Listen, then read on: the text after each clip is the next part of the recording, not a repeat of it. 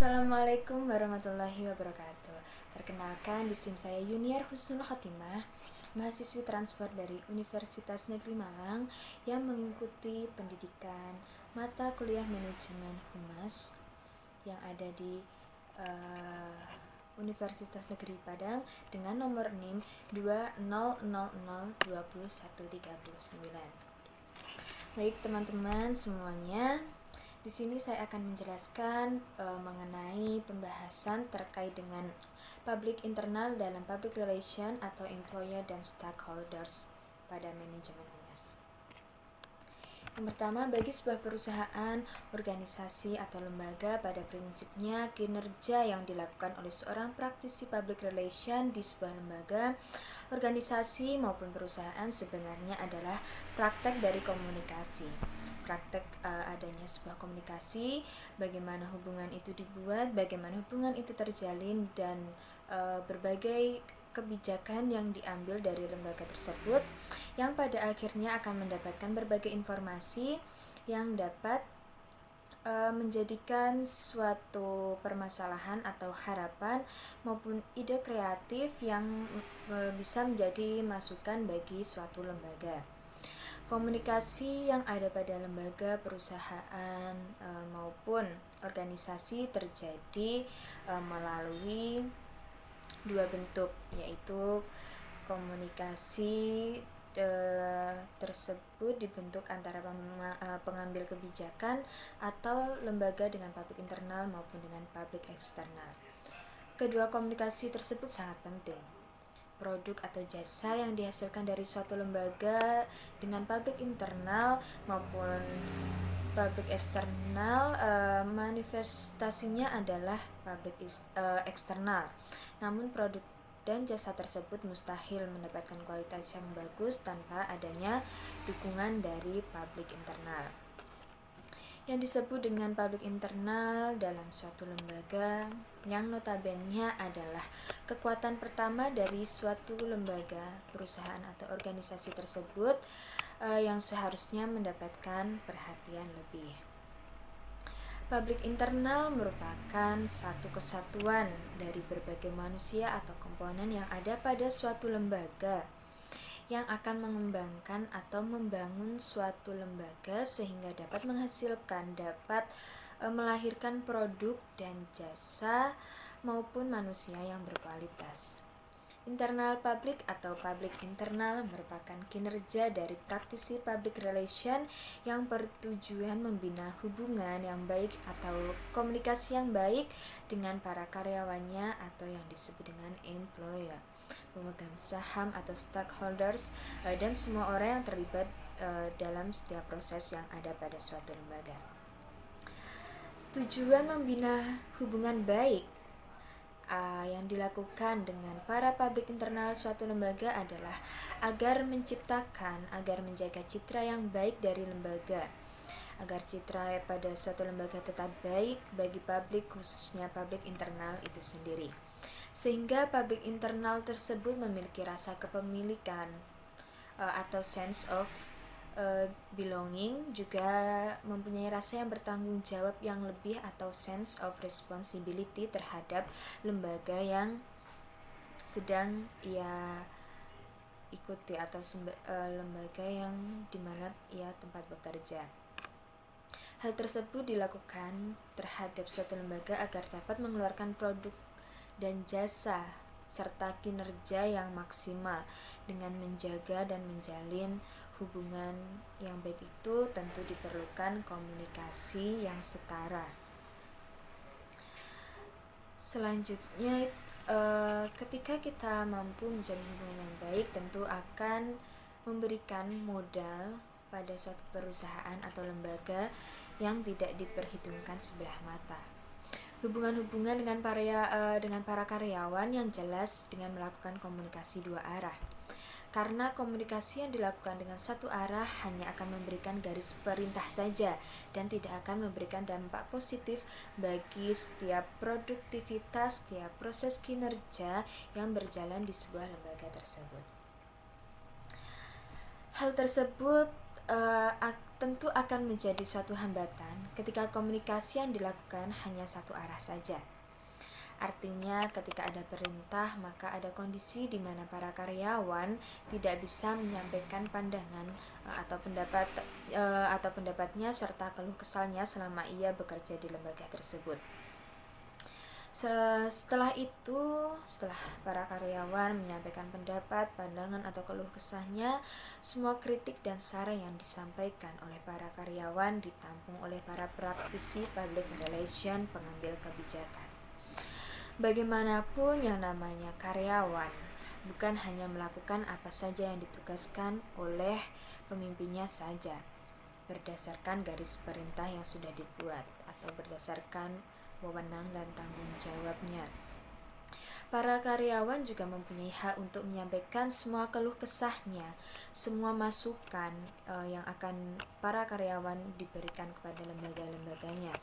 Kemudian hal itu akan dicatat dan digunakan sebagai masukan untuk mengembangkan diri serta memperbaiki kualitas kinerja yang mereka lakukan pada lembaga tersebut.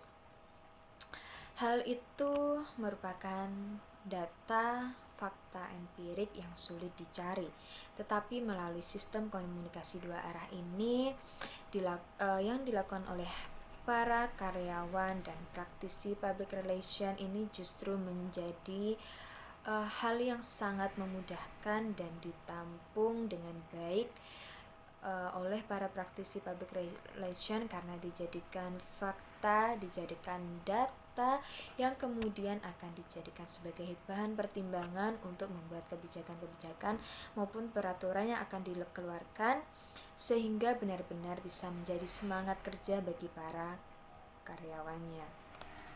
Komunikasi itu perlu dipelihara karena berpengaruh pada setiap proses kinerja dan semangat yang dimiliki oleh para karyawan ketika mereka melakukan pekerjaannya.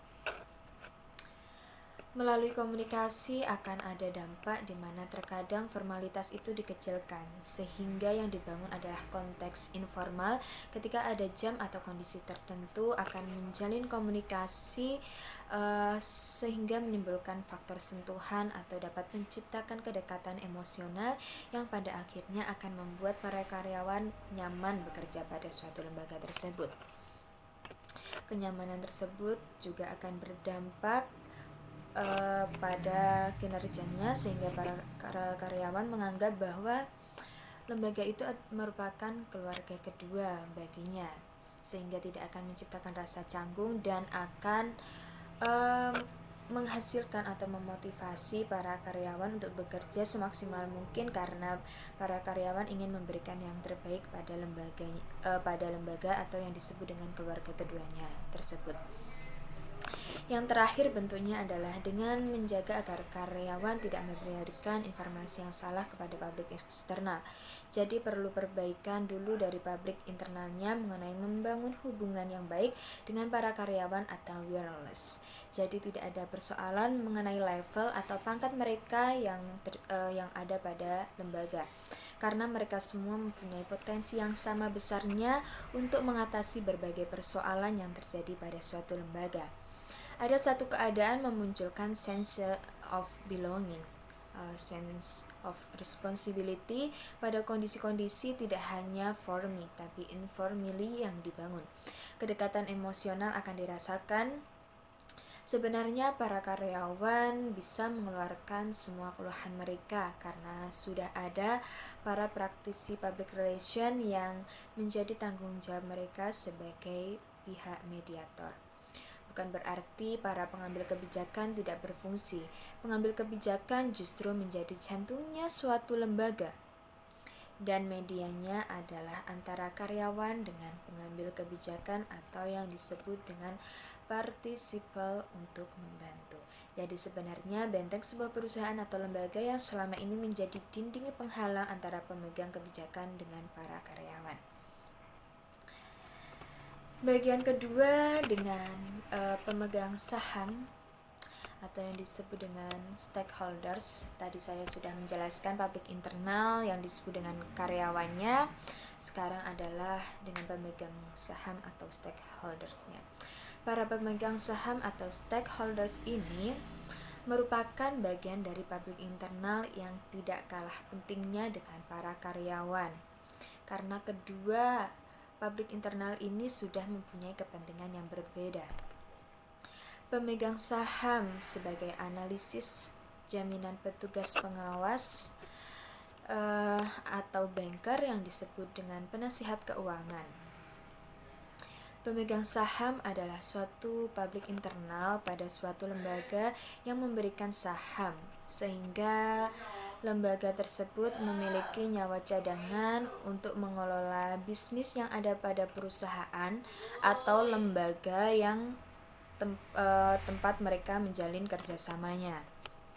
Bentuk hubungan yang dibangun antara para pemegang saham atau stakeholders dalam suatu lembaga yaitu bentuknya dengan membuat sebuah laporan, baik laporan tahunan, laporan semesteran yang sifatnya merupakan media utama komunikasi antara pemegang saham. Laporan tahunan yang diberikan adalah digunakan sebagai kesempatan bagi para praktisi public relation untuk melaporkan apa yang sedang dan apa yang akan dilakukan oleh perusahaan atau lembaga. Laporan tersebut bersifat eksklusif. Laporan dibuat dengan cara eksklusif, kemudian dengan baik dan dapat dipertanggungjawabkan, dibuat dengan menggunakan moral, kejujuran, dan didistribusikan sebelum diadakan rapat tahunan. Mengapa kejujuran penting dalam menjalin hubungan dengan lembaga atau dengan perusahaan bahkan suatu organisasi? Karena apabila para stakeholders atau pemegang saham mendapatkan data dan fakta bahwa lembaga tidak jujur yang berkaitan dengan keuangan atau modal yang ditanamkan oleh pemegang saham, maka pemegang saham akan mencari peluang-peluang lain di luar lembaga untuk menanamkan modal.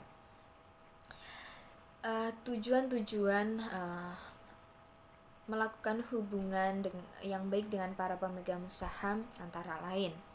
Yang pertama, untuk membangkitkan perhatian kepada para pemilik perusahaan dengan caranya yaitu melalui pemberitahuan laporan yang dilakukan pada setiap tahun, laporan setiap bulan yang nantinya akan memberikan respon baik dari pemegang saham. Tujuan yang kedua yaitu menciptakan suatu pengertian yang lebih baik antara perusahaan dan para pemilik saham dengan komunitas finansial yang berujung pada keuntungan. Tujuan yang ketiga yaitu membujuk para pemegang saham untuk terus bertahan, memakai dan menganjurkan pembelian produk dan menanamkan modal pada sebuah lembaga. Tujuan yang keempat yaitu mempromosikan kepemilikan saham sebagai suatu investasi jangka panjang. Tujuan yang kelima yaitu mengurangi kritik dari pemegang saham, dan tujuan yang keenam adalah mencoba menjawab dan menjabarkan semua kritikan serta masukan dari para pemegang saham atas laporan yang telah dibuat oleh suatu lembaga, perusahaan maupun organisasi yang dilakukan dengan komunikasi dua arah yang terjadi secara intens. Komunikasi dua arah tersebut dapat menghasilkan kedekatan emosional antara para karyawan maupun para stakeholders atau pemegang saham suatu lembaga. Tentu hal ini perlu menjadi sorotan karena hubungan itu sangat ditentukan oleh suatu proses kinerja, bukan tentang siapa dan bukan tentang level atau jabatan mereka pada suatu lembaga. Maka hal itu seandainya kita menjadi seorang pemimpin, seorang manajer pada suatu lembaga, pada suatu perusahaan, atau sebagai pemegang saham, Maka dari itu kita harus mampu mengkondisikan diri, mampu memposisikan diri supaya kita bisa tetap menjaga hubungannya baik dengan para karyawan, para stakeholders, dengan tidak mengandalkan atau tidak membanggakan jabatan atau posisi kita. Hal tersebut tentu tidak akan membawa kerugian, namun akan membawa berbagai manfaat dan juga keberuntungan apabila kita mampu memposisikan diri sebagai bagian yang tidak harus dibatasi oleh level ataupun jabatan. Selain itu juga mendapatkan data dan fakta yang real, fakta dan data yang benar dari kejujuran yang sebenar-benarnya yang dialami dan dirasakan oleh para karyawan, termasuk para pemegang saham, karena mereka semua adalah publik internal. Apabila publik internal, khususnya karyawan dan pemegang saham atau stakeholder tersebut mampu menjaga hubungan yang baik dengan mereka sebagai kita pihak lembaganya, maka hubungan yang erat dan kuat tersebut akan membawa progres yang baik pada suatu lembaga dalam membina hubungan dengan pihak eksternal. Namun sebaliknya, jika dalam publik internal saja kita seringkali terjadi cekcok atau seringkali terjadi pertikaian, maka secara tidak langsung akan menyulitkan atau akan menghambat suatu lembaga dalam menjalin hubungan kerjasama yang baik dengan pihak eksternal. Tingkat keefektivitasan dari humas ini atau dari praktisi public relation dalam menjalin hubungan yang baik, dalam menjaga hubungan yang baik dengan publik internal dipengaruhi oleh beberapa hal. Ada 3 hal utama yang mempengaruhi tingkat keefektivitasan dalam menjalin hubungan kerjasama yang baik dengan para publik internal. Yang pertama adalah keberadaan pemimpin atau manajer dalam suatu lembaga, perusahaan atau organisasi dalam melakukan atau membina hubungan yang baik oleh pengambil kebijakan atau oleh komunikator yang ada pada praktisi public relation yang tidak hanya ahli pada bidangnya saja, akan tetapi juga didukung, disupport oleh berbagai sistem berupa sumber daya teknis yang modern pada suatu lembaga tersebut. Intinya adalah dalam menciptakan komunikasi 2 arah ini. Tingkat keefektivitasan yang kedua adalah dipengaruhi oleh kesadaran sekaligus pengakuan dari pihak-pihak manajemen mengenai nilai dan arti penting dari adanya sebuah komunikasi dengan para pegawai yang ada dalam perusahaan maupun dengan para pemberi saham atau stakeholders. Maka perlu ditekankan pada setiap pihak bahwa kesadaran dan keyakinan untuk membangun komunikasi yang baik, untuk membangun komunikasi yang ideal, agar setiap individu merasa memiliki dan bertanggung jawab atas lembaga dengan maksimal. Tingkat keefektivitasan yang ketiga dipengaruhi oleh keterbukaan antara pihak manajemen, sehingga sentral dari segala kegiatan yang ada pada lembaga berada pada tangan pengambil kebijakan atau tangan pembuat kebijakan pada lingkaran lingkup pemimpin atau manajer yang harus menempatkan para pegawai sebagai orang yang penting, menempatkan para pegawai atau karyawan sebagai orang yang juga mempunyai hak dalam mengambil alih suatu perusahaan. Jadi suatu pemimpin atau manajer tidak boleh menempatkan suatu karyawan sebagai orang yang rendahan atau yang dianggap tidak penting dalam suatu lembaga. Akan tetapi seorang karyawan tersebut atau para karyawan tersebut adalah satu kesatuan yang utuh dengan mengacu kepada SOP atau standar operasional prosedur dalam membangun kinerja bersama yang akan dicapai.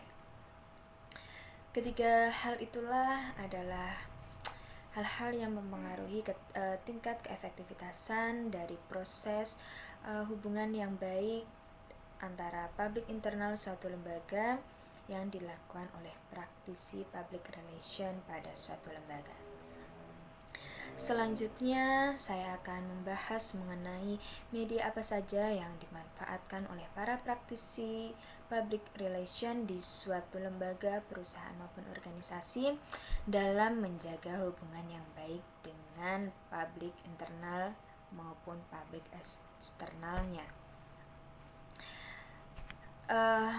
Hal tersebut atau media tersebut berupa yang pertama adalah dengan menggunakan jurnal internal yang merupakan publikasi atau terbitan yang nantinya akan didistribusikan kepada anggota atau halayak internal. Jurnal pada saat ini, pada zaman sekarang ini telah mengalami berbagai perubahan, dari yang mulanya hanya berbentuk cetakan, sekarang bisa diinovasikan melalui atau dengan menggunakan media elektronik yang diterbitkan secara teratur seperti dengan elektronik majalah, elektronik koran, elektronik majalah dinding, dan lain sebagainya yang bisa kita akses menggunakan internet melalui handphone kita dimanapun dan kapanpun kita ingin mengaksesnya, sudah sangat mudah. Yang kedua adalah papan pengumuman yang harus senantiasa diisi dengan jadwal, note atau catatan maupun informasi penting lainnya. Yang ketiga adalah jaringan telepon internal. Yang keempat ada stasiun radio sendiri apabila suatu lembaga tersebut memiliki. Yang kelima ada kotak saran, dan yang terakhir adalah intensif komunikasi atau intensif bicara, siaran umum atau obrolan langsung. Contohnya bisa dengan melakukan rapat maupun koordinasi lainnya.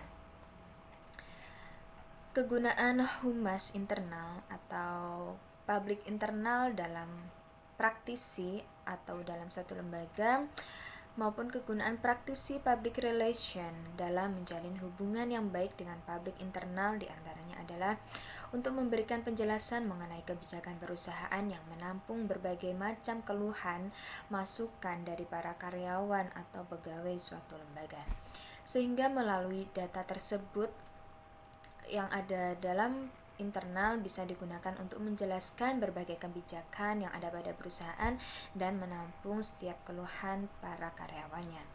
Yang kedua adalah untuk memelihara keterbukaan, komunikasi dibangun untuk bisa membuka diri, menyampaikan hasrat dan keinginan, serta membuat atau memaparkan laporan dan pembukuan yang dilakukan setiap bulannya atau setiap tahunnya.